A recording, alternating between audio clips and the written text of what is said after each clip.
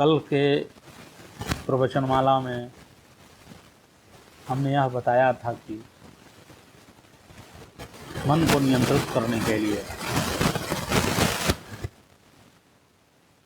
अपनी भावनाओं का विकास अगर किया जाए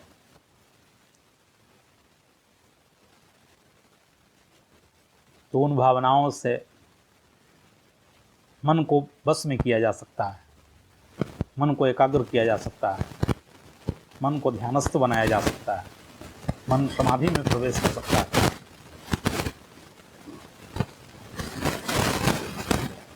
उन भावनाओं के बारे में हमने कहा था कि उनमें से पहला करुणा थी और दूसरी भावना मैत्री और तीसरी भावना का नाम था उदिता और चौथा उपेक्षा, जिसमें एक का वर्णन हम कर चुके थे। आज हम दूसरे जो भाव हैं मन के, उसका मैं वर्णन करने जा रहा हूँ। उसको मैत्री का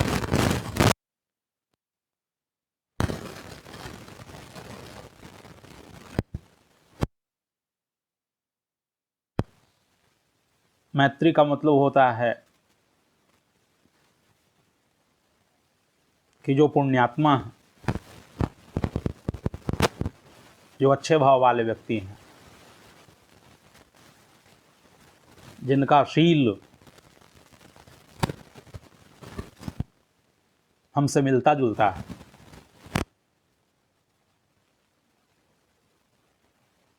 जैसे कृष्ण की भावना और सुदामा की भावना मिलती थी, तो दोनों में सखा भाव उत्पन्न हुआ, दोनों में मैत्री हुई।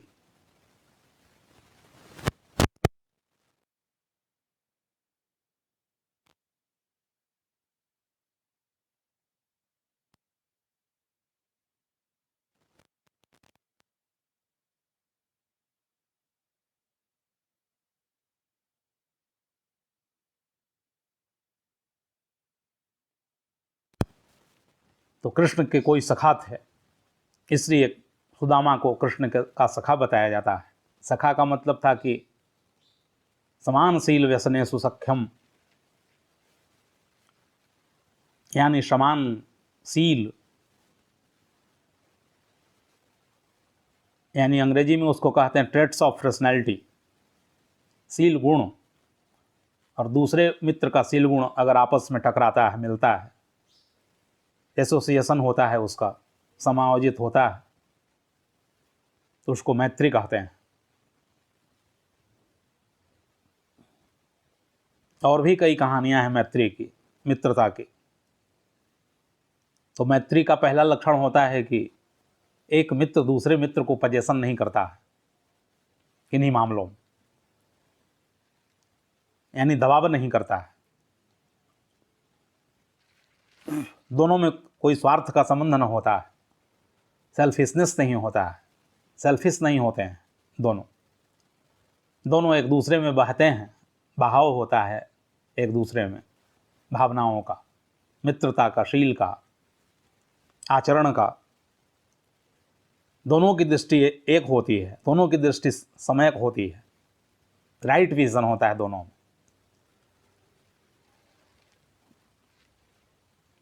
इसीलिए इसको मैत्री की संज्ञा देते हैं। इस समय दुनिया में अगर किसी चीज़ की ज़रूरत है तो मैत्री की आवश्यकता है। आजकल लोग मित्र बनते हैं एक दूसरे से, लेकिन उनमें निहित स्वार्थ होता है। आजकल के लड़के लड़कियां बना रहे हैं गर्लफ्रेंड बॉयफ्रेंड, लेकिन वह कोई मित्रता की निशानी नहीं है, क्योंकि मैत्री तो भावनाओं से संपन्न होता है, भावनाओं की उत्कृष्टतम अवस्था है। हृदय जब पिघलता है, हृदय की संवेदनशीलता जब ऊंचाइयों पर होती है, तो मैत्री का प्रवाह जुड़ता है। जैसे नदियां बहती है, जैसे उसका बहाव होता है, तो मैत्री का भी मतलब वही होता है। जैसे हमने सुना है कि एक मछली का बच्चा था नदी में, तो उसने अपनी माँ से पूछा कि माँ से हम जल में ही क्यों रहते हैं, हम ऊपर क्यों नहीं जाते हैं, हमको फिश क्यों कहा जाता है, हमारा नाम फिश क्यों है। मैंने अंग्रेजी में मछली को फिश कहते हैं, FISH।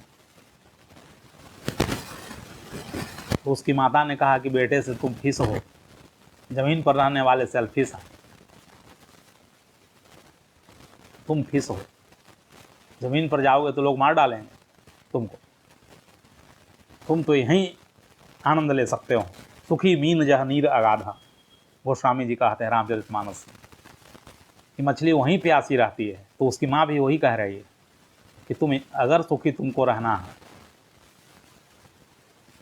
तो इसी जल से तुमको मैत्री करना है, मित्रता का भाव निभाना है, क्योंकि ऊपर कोई मित्र नहीं मिलेंगे तुमको, सब सेल्फिश मिलेंगे, स्वार्थी मिलेंगे, तुमको मार के खा जाएंगे, तुमको आधे घंटे के लिए भी जीवित नहीं रहने देंगे, तल के खा जाएंगे, भून के खा जाएंगे। इसलिए तुमको फिश कहते हैं और लोगों को सेल्फिश कहते हैं। तो आज फिश कोई नहीं रहा है, सब लोग सेल्फिश हो गए, इससे कहीं कोई मित्रता हमको दिखाई नहीं पड़ती है। पति पत्नी में रिपोजिशन चल रहा है, दबाव, पत्नी पति को दबाव कर रही है, पति पत्नी को दबाव कर रहा है, हजारों मुकदमे चल रहे हैं कोर्ट में, लाखों डिवोर्स के। यह बता रहा है हमको, यह सूचना हमको दे रहा है यह तथ्य कि आपस में प्रेम नहीं है। और जहाँ प्रेम न हो, जहाँ श्रद्धा न हो, श्रद्धा और प्रेम का जहाँ हम ऐड कर दें, जहाँ जुड़ाव हो जाता है, जहाँ योग हो, वहाँ से मैत्री का आरंभ होता है। जहाँ श्रद्धा नहीं है वहाँ मैत्री की संभावना बहुत कम है। विश्वास जहाँ नहीं है वहाँ मैत्री की संभावना कम है, क्योंकि मैत्री तो समर्पण भाव है। इसलिए बुद्ध ने कहा है कि अगले जन्म अगर हमारा हुआ तो हम मैत्रेय के नाम से प्रकट होंगे, हमारा नाम होगा मैत्रेय। मैत्रेय का मतलब होता है गुरु बनने की भी हम चेष्टा नहीं करें, क्योंकि गुरु भी एक तरह का पोजीशन करता है, गुरुडम थोपता है कि मैं तुम्हारा गुरु हूँ। और बुद्ध कहते हैं कि अगर कोई मैं का प्रयोग कर रहा है कि मैं तुम्हारा गुरु हूँ, शिष्य को इधर उधर करना चाहता है, दबाव कर रहा है, तो फिर यह शिष्यता नहीं हुई, न तो यह गुरुता हुई, यह गुरुडम होगा। तो बुद्ध कहते हैं कि मैं तो कल्याण मित्र हूँ, मैं तुम्हारा गुरु नहीं हूँ, कल्याण तुम्हारा हो जाए और हम मित्रता का पालन करें। इसलिए मैत्री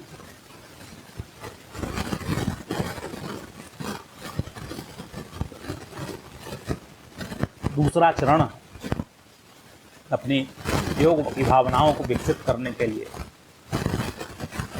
दूसरा पैर है, दूसरा स्तंभ है। मैत्री महानतम घटना है जीवन की। मैत्री अगर आ जाए दुनिया में तो सारी समस्याएं समाप्त हो जाए, सारे झगड़े समाप्त हो जाए, पुलिसों की कोई भी ज़रूरत नहीं रहेगी। जो थाने में जो बैठे हुए हैं, जिनको लाखों करोड़ों रुपया पेमेंट दिया जा रहा है, पगार दिया जा रहा है, हमारा देश जो है दरिद्र होते चला जा रहा है। न्यायालय में जज बैठे हुए हैं, वकील बैठे हैं न्यायालय में। अगर मैत्री होती तो इन तीनों को की कोई ज़रूरत नहीं है। हॉस्पिटल में डॉक्टर कम होते, चिकित्सक कम होते, क्योंकि जब मैत्री भाव नहीं होता है तो इसका असर हमारे मन पर पड़ता है। अधिकतर लोग डिप्रेशन में और मानसिक रोगों में वही लोग जाते हैं जिनमें मैत्री की संभावना नहीं होती, क्योंकि मैत्री क्या होता है कि हमारे माइंड को पॉजिटिव बनाता है, सही डायरेक्शन देता है, अच्छे तरंग पैदा करता है मस्तिष्क में, सकारात्मक तरंगों का निर्माण करता है। और मैत्री जहाँ नहीं है तो वहाँ क्रोध है, मैत्री जहाँ नहीं है वहाँ दुश्मनी है, क्योंकि अगर हमारे भीतर मित्रता की भावना अगर ना होगी तो दुश्मन तो हम बन ही जाएंगे किसी न किसी के। अगर कुछ हम सृजन नहीं कर रहे हैं तो विनाश तो कर ही सकते हैं, या करेंगे ही, क्योंकि हमारे पास जो ऊर्जा है वो दो ही रास्तों में जा सकता है, या तो सृजन करे, क्रिएशन करे, या तो विनाश करे, डिस्ट्रक्शन करे। तो मित्रता जो है, मैत्री जो है, वह सृजनशीलता का प्रमाण, सृजनात्मक प्रक्रिया है, क्रिएटिव प्रोसेस ऑफ माइंड। इसी से हमारा हृदय विकसित हो सकता है, इसी से हम काव्य का निर्माण कर सकते हैं, साहित्य का निर्माण कर सकते हैं, एक दूसरे की भावनाओं को हम समझ सकते हैं। मैत्री तुलना नहीं है, प्रतिस्पर्धा नहीं है, कंपटीशन नहीं है। कृष्ण तुलना अपनी नहीं कर रहे हैं सुदामा से कि हम तो इतने अमीर हो गए, तुम तो इतने गरीब रह गए। उसको नीची निगाहों से नहीं देख रहा है, क्योंकि मैत्री एक अमीर और एक गरीब व्यक्ति के भी साथ संपन्न हो सकता है, यानी मैत्री में उसका स्थान आ सकता है। और भी शास्त्रों में कई मित्र जो बने हैं अच्छे अच्छे, उनका उल्लेख किया गया है। कर्ण और दुर्योधन की मित्रता, राम और सुग्रीव की मित्रता का स्थान दिया गया है।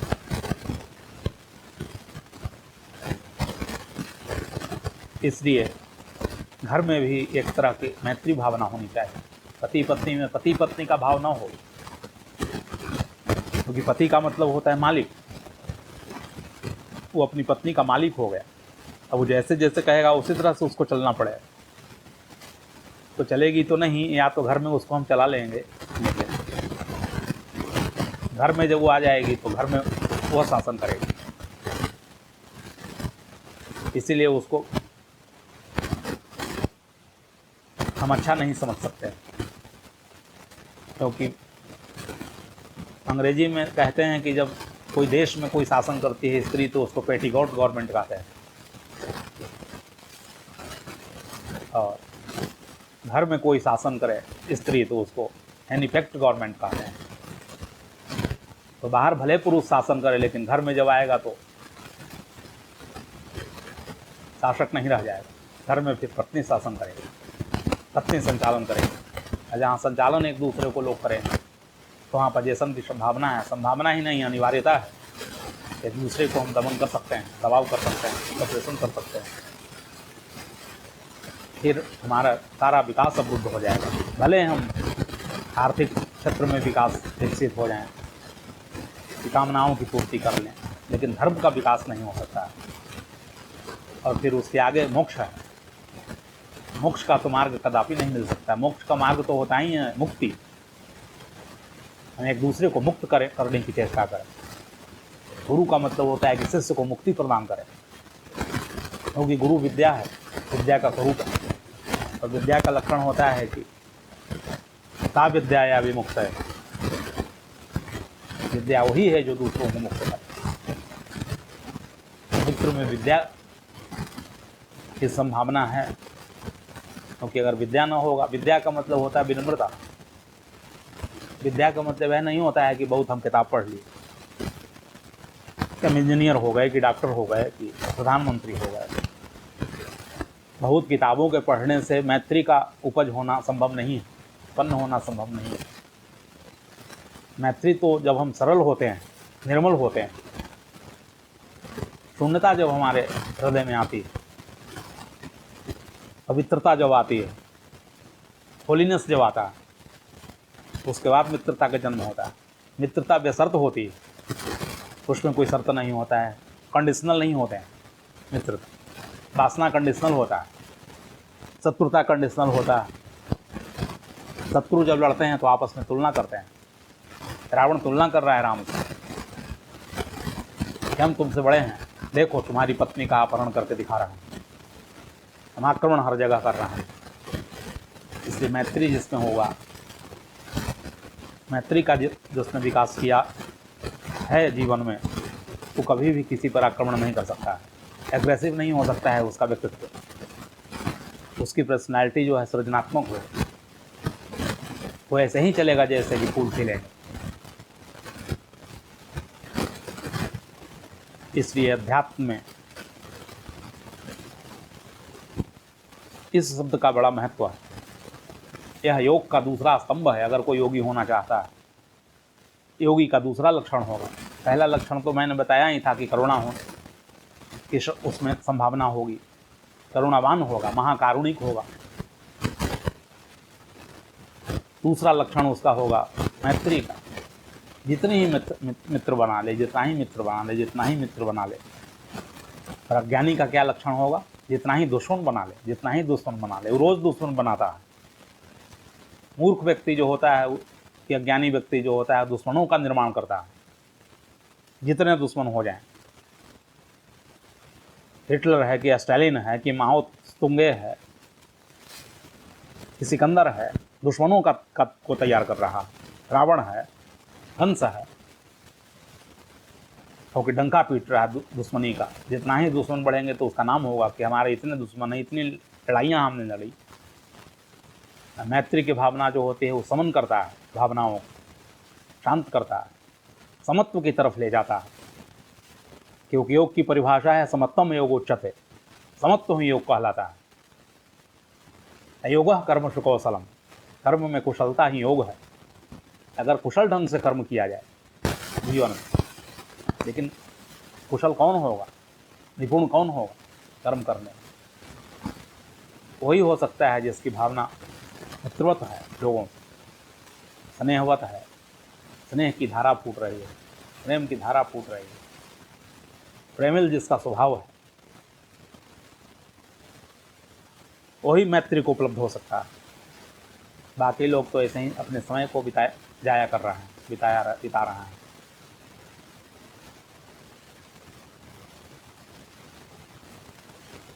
इसलिए मैत्री हम कैसे लाएं, इसके लिए थोड़ा थोड़ा ध्यान करने की ज़रूरत है, थोड़ा मेडिटेशन में प्रवेश करने की ज़रूरत है, थोड़ी थोड़ी समाधि की ज़रूरत है, समाधि की सुगंध की आवश्यकता है। क्योंकि समाधि से यह दूसरा स्तंभ प्रकट होता है। हम डायरेक्ट मित्रता को नहीं साध सकते हैं। मैत्री को देखने में तो आसान लग रहा है कि हम सबसे मित्रता कर लें, लेकिन कई ऐसे लोग हैं कि उनसे आप मित्रता करने जाएंगे तो उनको लगेगा कि ज़रूर कोई ना कोई बात होगी कि हमसे मित्रता करने के लिए आया है, कोई स्वार्थ होगा इसका, अन्यथा क्यों कोई आता है किसी के पास? कोई ना कोई निहित भावनाएं होंगी इसके भीतर, कुछ काम लेना होगा। क्योंकि साधारण व्यक्ति से जो हम मित्रता करने जाएंगे तो सोचेगा कि चापलूसी कर रहा है। चापलूसी का मतलब है कि हाँ में हाँ मिला रहा हमारी बातों, जिससे उससे मित्रता संभव नहीं है। मित्रता के लिए हृदय प्योर होना चाहिए। जिसका हृदय शुद्ध नहीं है तो मैत्री के एक कण को भी उपलब्ध नहीं हो सकता। जिससे रामायण में लिखा है कि निर्मल जन मन सोई मोह पावा, मोह कपट छल छिद्र न भावा। मैत्री जहाँ होगा वहाँ कपट छल और छिद्र नहीं होंगे। जैसे दुर्योधन ने जब कर्ण से मित्रता की तो उस दिन उसके मन में राजनीति की भावना थी, कुछ कपट थे कि हमारा काम बना सकता है यह व्यक्ति। लेकिन धीरे धीरे जब कर्ण के हृदय की शुद्धता को जब देखता है दुर्योधन, तो धीरे धीरे सच्ची मित्रता विकसित होती है, फिर समर्पित कर देता है। फिर कई दफ़ा कहता है कोई बात उपस्थित होती है, दुर्योधन कहता है कि मित्र से, जैसे एक बार कर्ण ने कहा कि हम तुम्हारे ऋण के चुकाने के बाद ही हम निष्ठा का प्रयोग कर सकते हैं, तुम्हारे में हमारी निष्ठा नहीं है। तो दुर्योधन कहता है कि मित्र ऐसी नहीं बात है, ऐसा तुम कैसे सोच ली? अगर ऐसी बात है कि तुम ऋण की बात कर रहे हो, मित्रता को बीच में ला रहे हो, ऋण को, कि कर्जदार हो तुम, तो फिर आज हम तुमको अपने मित्रता के ऋण से मुक्त करते हैं। मित्रों के बीच में तो कोई ऐसी भावना ही नहीं होनी चाहिए। और फिर धीरे धीरे धीरे धीरे धीरे धीरे उसका विश्वास मैत्री में परिवर्तित हो जाता है, रूपांतरित हो जाता है। तो अगर किसी के प्रति दुश्मनी का भाव जागे तो उसके प्रति मैत्री का भाव रखना चाहिए। पतंजलि कह रहा है ठीक है वो हमसे मित्रता कोई नहीं कर रहा है, कि बगल वाला पड़ोसी हमसे मित्रता नहीं कर रहा है, लेकिन हम अपनी भावनाओं को बदलेंगे, हम मैत्री का भाव रखेंगे, हम प्रतीक्षा करेंगे, हम इंतजार करेंगे कि जिस दिन वो अपना भाव चेंज करके आएगा उस दिन हम समर्पित करने के लिए तैयार हैं, हम मैत्री दिखाने के लिए तैयार हैं। अभी भले उसको लग रहा है कि दुश्मनी है, कि एनिमाइटी है, लेकिन हम भीतर से रहेंगे। पतंजलि कह रहे हैं कि तुमको इन चारों भावनाओं को विकसित करना है। करुणा तुमको रखना है, मैत्री रखना है, मुदिता रखना है, प्रसन्नता रखनी है, हमेशा प्रसन्न रहना है। अकारण कोई उसमें कारण नहीं हो सकता है। जैसे कोई पूछे कि किस कारण से तुम प्रसन्न हो, तो इसमें कारण बताने की कोई भी ज़रूरत नहीं है, क्योंकि अगर कोई फूलों से पूछे कि क्यों खिल रहे हो, वो नहीं बता सकता है, कहेगा कि बस हमारा स्वभाव है। तो मैत्री हमारा स्वभाव होना चाहिए, करुणा हमारा स्वभाव होना चाहिए, प्रसन्नता हमारा स्वभाव होना चाहिए। और उपेक्षा है खतरनाक थोड़ा सा, जिसकी चर्चा हम बाद में करेंगे। आज इतना ही।